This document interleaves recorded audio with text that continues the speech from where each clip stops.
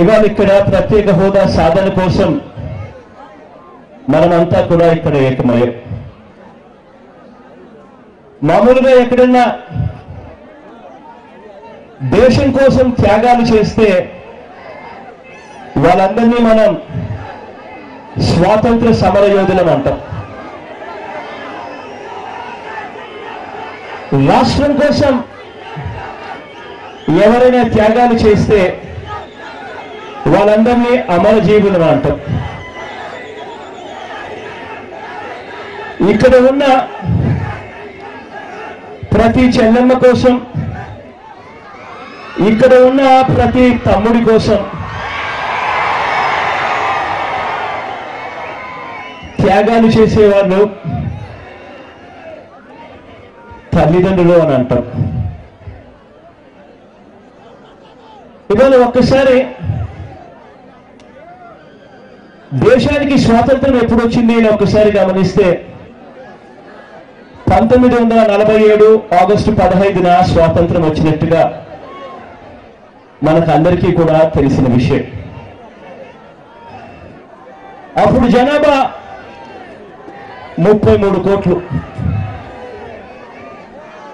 ఇప్పుడు మన దేశ జనాభా దాదాపుగా దగ్గర 130 కోట్ల మంది దాదాపుగా మన దేశ జనాభా. మన రాష్ట్రంలోనే మంచి జీతంతో మంచి ఉద్యోగాలు రావటం, ఉద్యోగాల కోసం మన పిల్లలు వేరే రాష్ట్రాలకు వెళ్ళవలసిన పరిస్థితి కాకుండా ఉద్యోగాలే వేరే రాష్ట్రాల నుంచి మన ప్రాంతానికి, మన జిల్లాకి, మన జిల్లాలకి, మన పట్టణాలకు రావడమే ప్రత్యేక హోదా అంటే.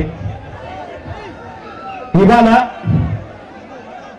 మళ్ళీ ఒకసారి చెప్తా ఉన్నా, ప్రత్యేక హోదా అంటే మన పిల్లలకి మన ప్రాంతంలోనే, మన జిల్లాల్లోనే, మన రాష్ట్రంలోనే మంచి జీతాలతో ఉద్యోగాలు రావడమే ప్రత్యేక హోదా అన్నది. పెట్టడానికి ముందుకు రారు. లేదా జగన్ చెప్పాడనో ఎవరో ముందుకు రారు. పరిశ్రమలు పెట్టడానికి ఎవరైనా ముందుకు రావాలి అని అంటే ఆ పరిశ్రమలు పెట్టే వాళ్లకు ప్రత్యేక హోదాతో మాత్రమే వచ్చే పారిశ్రామిక రాయితీలు ఇస్తేనే వస్తారు. ప్రత్యేక హోదాతో మాత్రమే వచ్చే పారిశ్రామిక రాయితీలు ఇన్కమ్ ట్యాక్స్ కట్టాల్సిన పని లేదు, ఎక్సైజ్ డ్యూటీ కట్టాల్సిన పని లేదు, ఫ్లైట్ రీఇంబర్స్మెంట్ అంటే ట్రాన్స్పోర్ట్ ఖర్చులు వెనక్కిస్తారు, బ్యాంకుల దగ్గర నుంచి లోన్ తెచ్చుకుంటే లోన్లో 3% ఇంట్రెస్ట్ సబ్వెన్షన్ ఇస్తారు. ఇటువంటి రాయితీలు ఇచ్చినప్పుడే ఎవరైనా పారిశ్రామికవేత్తలు ముందుకు వస్తారు పరిశ్రమలు పెట్టడానికి. కానీ చంద్రబాబు నాయుడు గారు సుందర ముఖాల ఉందని చూసి ఎవరు ముందుకు రారు అన్నది చంద్రబాబు నాయుడు గారికి తెలిసి కూడా చంద్రబాబు నాయుడు గారు అబద్ధాలు ఆడుతూ ఉన్నాడు. ఇదే చంద్రబాబు నాయుడు గారు ఇవాళ రాష్ట్రమంతా బ్రహ్మాండంగా ఉంది, ఏ హోదా లేకపోయినా కూడా లక్షల కోట్ల పెట్టుబడులు మనకు వస్తా ఉన్నాయని చెప్పి భ్రమ కల్పిస్తూ తీసుకొస్తాం. 3 సంవత్సరాల పరిపాలనా కాలం అయిపోయిన తర్వాత జూన్లో అయిపోతుంది. ఆ జూన్ తర్వాత జరిగే ఏ పార్లమెంటు సమావేశం ఎప్పుడు జరిపినా కూడా అప్పుడు వైఎస్ఆర్ కాంగ్రెస్ పార్టీకి చెందిన ఎంపీలందరూ రాజీనామా కూడా చేస్తారని చెప్పుకొని గట్టిగా చెప్తా ఉన్నా. రాజీనామాలు చేస్తారు, పార్లమెంట్ పదవులకు రాజీనామాలు చేసి ప్రజల్లోకి వెళ్ళి దేశం మొత్తం చూసేట్టుగా చేస్తారు.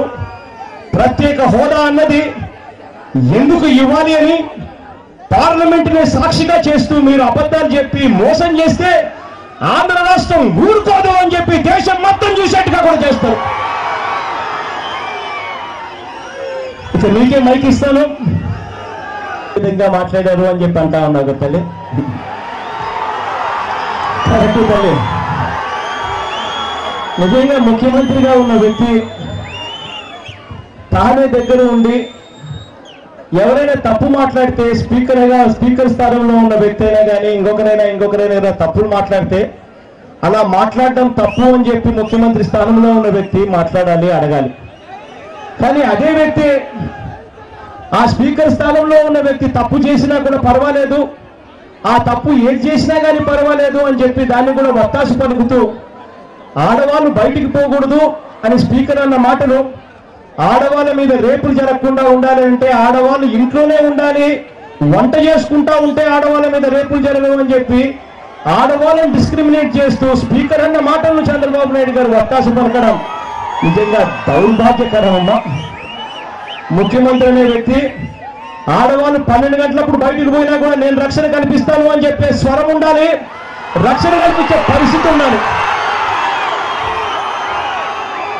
ఎవరైనా ఆడవాళ్ళ మీద ఏదైనా కన్నేస్తే ఆ కనుగుడ్లు పీకే కెపాసిటీ ఆ ముఖ్యమంత్రికి ఉండాలి. అప్పుడు ఏ ఆడవాళ్ళ మీద కూడా గొడవలు ఆడవాళ్ళ మీద కూడా ఎవడైనా చేయడానికి భయపడతాడు.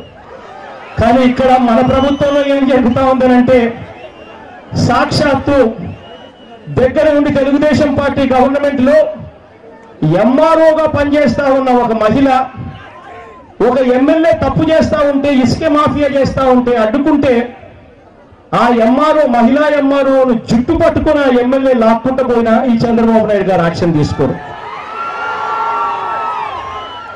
రిషితేశ్వరి అనే ఒక చెల్లెమ్మ కాలేజీలో చనిపోతే ఆ చనిపోయిన ఆ తల్లికి తోడుగా నిలబడాల్సింది పోయి ఒక్కరిని కూడా అరెస్ట్ చేయకుండా వదిలిపెట్టిన ఘనత ఈ చంద్రబాబు నాయుడు గారు. ఇదే చంద్రబాబు నాయుడు గారు సాక్షాత్తు విజయవాడలో నేను ఉంటున్నాను అని చెప్తాడు గొప్పగా. అదే విజయవాడలో అబలను కూడా చూడకుండా అబలలకు అప్పులిచ్చి ఆ అప్పులు వాళ్ళు కట్టడం లేదు అని చెప్పి ఆ అబలను బ్లాక్మెయిల్ చేసి చంద్రబాబు నాయుడు గారికి దగ్గరుండి సెక్స్ ర్యాకెట్లు జరిపిస్తా ఉంటే వాళ్ళ మీద యాక్షన్ తీసుకోండి చంద్రబాబు నాయుడు గారు. నిజంగా అంగన్వాడీలు ఒక ఎమ్మెల్యే వాళ్ళ మీద దురుసుగా మాట్లాడితే, తప్పుగా మాట్లాడితే, గొడవలు చేస్తే, ధర్నా చేస్తే ఆ అంగన్వాడీలకు తోడుగా నిలబడాల్సింది పోయి ఆ ఎమ్మెల్యేకి అండగా నిలబడ్డాడు ఇదే చంద్రబాబు నాయుడు గారు. ఇదే చంద్రబాబు నాయుడు గారు ఈ మాదిరిగా ఉన్నారు కాబట్టే నిజంగా ఇవాళ ఆంధ్ర రాష్ట్రం గురించి మొన్న డీజీపీ అంటూ చెప్తా ఉన్నాడు, ఆడవాళ్ళ మీద అత్యాచారాలు క్రైమ్స్ 11% పెరిగాయట ఆంధ్ర రాష్ట్రంలో. మరి మీకు సిగ్గుందా అని చెప్పి నేను చెప్తా ఉన్నా, ఇదే చంద్రబాబు నాయుడు గారిని అడుగుతా ఉన్నా. కనీసం మీ నోట్లో నుంచి వచ్చిన ఈ మాటలతో ఉన్న కాస్త కూస్తో బుద్ధి వస్తుంది చంద్రబాబు నాయుడు గారిని ఆశిద్దామ్మా. నేనే కట్టిస్తాను అని చెప్పి కూడా హామీ ఇస్తా ఉన్నాను. ఒక్క రూపాయి కూడా మీ ఇంట్లో ఉన్న ఏ ఆస్తి అమ్ముకోకుండా తీసుకొచ్చే కార్యక్రమం నేను చేస్తానని చెప్తా ఉన్నా. ఇదొకటే కాదు, పిల్లలు చదువుకుంటూ ఉన్నప్పుడు ఆ చదువుల కోసం హాస్టళ్లలో ఉంటూ ఆ హాస్టళ్లలో బోర్డింగ్ అండ్ లాడ్జింగ్ కోసం కనీసం నెలకు 2,000 రూపాయలు ఖర్చు అవుతుంది. ఆ నెలకు 2,000 రూపాయలు ఖర్చు అవుతా ఉన్నప్పుడు సంవత్సరానికి 24,000 రూపాయలు ఖర్చు అవుతుంది. ఆ డబ్బులు కూడా ఇవ్వలేని పరిస్థితిలో ఇవాళ పేదవాడు బతుకుతా ఉన్నాడు, పేద పిల్లలు బతుకుతా ఉన్నారు. ఆ పరిస్థితిని కూడా మారుస్తానని చెప్తున్నా. బోర్డింగ్ లాడ్జింగ్ ఈ అమౌంట్ కూడా పూర్తిగా ఇస్తాము అని చెప్పి కూడా ప్రతి పిల్లానికి చెప్తా ఉన్నా, ప్రతి చెల్లెమ్మకు చెప్తా ఉన్నా, ప్రతి తమ్ముడికి చెప్తా ఉన్నా. ఏ స్థాయిలో ప్రభుత్వం అన్నది పనిచేస్తుంది అని అంటే నాకు చంద్రబాబు నాయుడు గారి మాదిరిగా నా ఆలోచనలు డబ్బుల మీద ఉండవు. చంద్రబాబు నాయుడు గారు ఇవాళ పొద్దున్న వేస్తే ఇవాళ ఎంత తీసుకున్నాను, రేపు ఎంత సంపాదించాలా అని ఆలోచనలు ఉండే. కానీ నేను ఒక్కటి చెప్తా ఉన్నా, నాకు ముఖ్యమంత్రి కావడానికి ఒక కోరిక ఉంది. ఆ కోరికకు అర్థం ఏమిటో తెలుసా? నేను చనిపోయిన తర్వాత ప్రతి ఇంట్లో నాన్న ఫోటోతో పాటు నా ఫోటో కూడా ఉండాలన్న తాపత్రయం. దానికోసం ఆరాటపడతా, దాన్ని సాధించేందుకు ఆరాటపడతా. ప్రతి ఒక్కరికి నేను తోడుగా ఉండాను అని భరోసా ఇస్తాను, ధీమా ఇస్తాను అని చెప్పి గట్టిగా మీ అందరికీ మరొకసారి భరోసా ఇస్తూ ఇవాళ కష్టం అనిపించినా, కడుపు నిండా బాధున్నా చెరగని చిరునవ్వులతోని ఆప్యాయతను చూపిస్తూ ఆత్మీయతను పంచిపెడతా ఉన్నందుకు ప్రతి చెల్లెమ్మకు, ప్రతి తమ్ముడికి, ఇక్కడ వేదిక పైన లెక్చరర్లకు, పెద్దలకు అందరికీ కూడా హృదయపూర్వకంగా కృతజ్ఞతలు తెలుపుకుంటూ మరొక్కసారి సెలవు తీసుకుంటాను.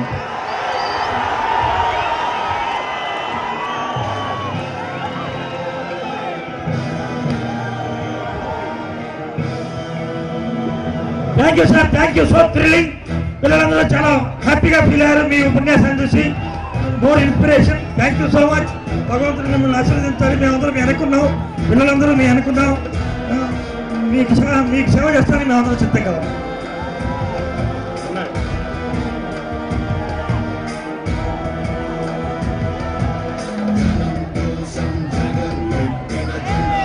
అక్కడికి వెళ్ళి అంత దూరం వెళ్ళి ఎందుకు పరిశ్రమలు పెట్టాడన్నా, ఇదే చంద్రబాబు నాయుడు గారికి సంబంధించిన సుజనా చౌదరి, సీఎం రమేష్ ఇటువంటి వాళ్ళందరూ కూడా ఉత్తరాఖండ్ లో పెట్టుబడులు పెట్టడానికి ఎందుకు పరిగెత్తారన్నా అని వెంకట అడుగుతా ఉన్నాడు. అదే పరిశ్రమలు ఇక్కడే ప్రత్యేక హోదా వస్తే వాళ్ళు ఇక్కడే పెట్టే పరిస్థితి వచ్చేది, ఇక్కడే ఉద్యోగాలు వచ్చే పరిస్థితి వచ్చేది. కనీసం వాళ్ళ ఎమ్మెల్యేలకు వాళ్ళ లీడర్లకు ఉన్న బుద్ధి జ్ఞానం చంద్రబాబు నాయుడు గారికి లేకుండా పోయింది అని చెప్పి వెంకట అడుగుతా ఉన్న ప్రశ్నకు కనీసం ఆ ప్రశ్నతో ఉన్న చంద్రబాబు నాయుడు గారికి జ్ఞానోదయం వస్తుందేమో నా ఆశిద్దాం.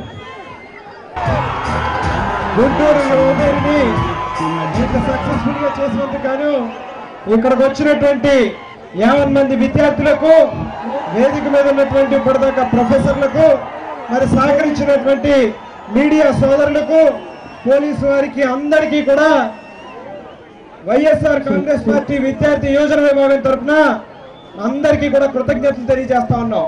విద్యార్థులందరూ కూడా ఒక్కసారి గట్టిగా చెప్పాలి, ప్రత్యేక హోదా, ప్రత్యేక హోదా సాధిస్తాం, సాధిస్తాం, ప్రత్యేక హోదా సాధిస్తాం, సాధిస్తాం, సాధిస్తాం.